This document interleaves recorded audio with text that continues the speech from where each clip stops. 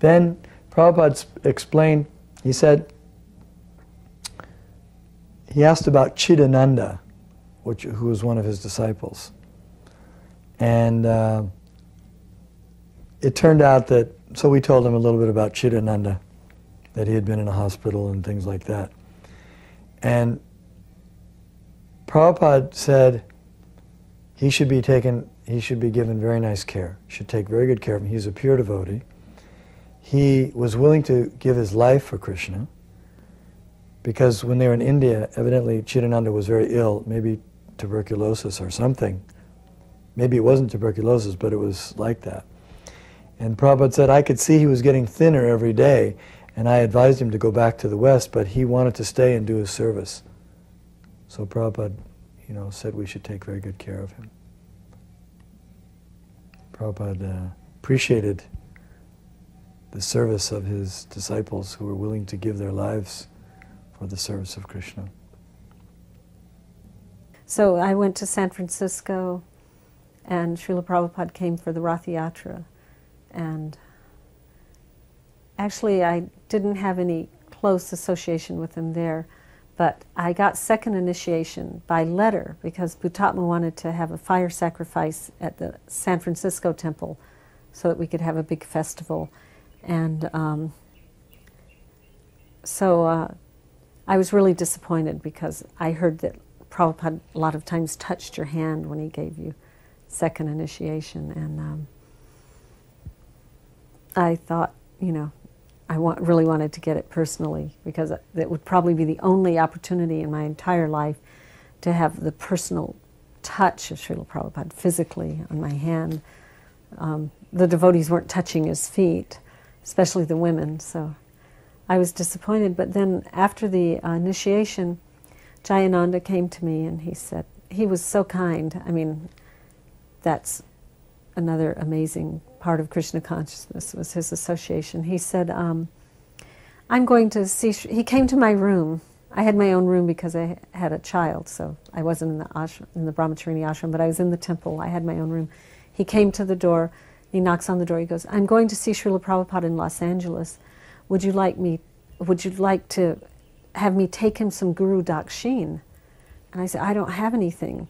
And he points to a drawing I'd done of Krishna, and it's just his face with his flute and a garland, and he's up in the clouds, and it said Om underneath it. And it was a pencil drawing. And a lot of people had told me it was bogus, it wasn't bona fide, it was impersonal because Krishna was in the cloud and none of his associates were there. So I never would have thought of giving that to Srila Prabhupada. But when Jayananda goes, oh, that's nice, I just, I forgot all my doubts and hesitations, and I said, okay, you can take that to Srila Prabhupada. I had it in a frame. And then he said, would you like me to ask him anything? Well, I heard that all you were supposed to ask the spiritual master was how to serve him. So I said, please ask him how I can serve him best. So about a month later, Jayananda got a letter from Srila Prabhupada, and of course it discussed other things, and it said, to thank Bhavatarini Dasi for her drawing of Gopal Krishna. So that was like, oh, it's Gopal Krishna, it's not impersonal. And he said, as far as she can serve me, the best service is to chant Hare Krishna always and spread it to every town and village. Once I remember he asked me about my personal life, where do you come from, and how long have you been in the movement? And then after I told him, he said, well, you're from Britain, the British expanded a big empire, so you spread the empire of Krishna consciousness. Actually told me that perhaps 3 different occasions. Once I brought my parents to see Srila Prabhupada, and Prabhupada was very courteous to them. He took off his garland and he asked me to put it on my father. Then he said that, nice son, nice father. Whenever the son becomes a devotee, then 10 generations in the past and 10 generations in the future will be delivered. So my parents were very, very much impressed by Srila Prabhupada's kindness and courtesy. I was really amazed how, you know, there's people coming from so many different walks of life, how the main, I say, you know, factor that brought everybody together is that everybody fell in love with Prabhupada. That was that. And then the things that the devotees were, I mean, we didn't really know him.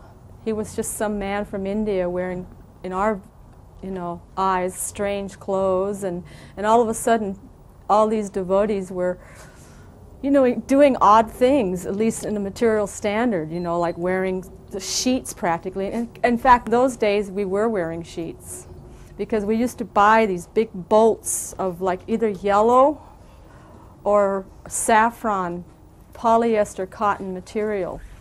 And they were like, it was kind of stiff. And so when you danced in it, you know, especially when it rained, it got all black on the bottom. It never went away. And they were all like community saris and community dhotis. Everybody kind of shared their stuff, you know. So my impression of Prabhupada was that everybody just fell in love with this man, and they were willing to just completely change their lives because of him. And there's that saying of Prabhupada says that a devotee is one that when you see him, you think of Krishna. So Prabhupada's non-different than Krishna in that sense, that when we saw Prabhupada, we really felt like that, you know, it was like being with Krishna himself. He was just this incredibly loving, wonderful father figure. You know, he was the warmest person. I don't think I knew love until I met Srila Prabhupada. That's what stands out to me. I mean, he was, you know, incredible preacher and knowledgeable and self-realized, but the greatest thing for me was his warmth, his incredible warmth and love. So his last visit to London, 1977, we were very disturbed to see him so thin and weak-looking, wearing sunglasses, and had to be carried on the palanquin. But still, we were thrilled to have his association. And he would only come down in the morning, be carried down on the palanquin, downstairs at the Bhaktivedanta Manor, into the temple room, and he didn't move, but the kirtans were, all the devotees from, at least a lot of the devotees from Europe, Germany had come over, and some of the devotees from Paris, and all the English devotees. It was packed with very enthusiasm. All the Sankirtan devotees were there, and the kirtans were really strong.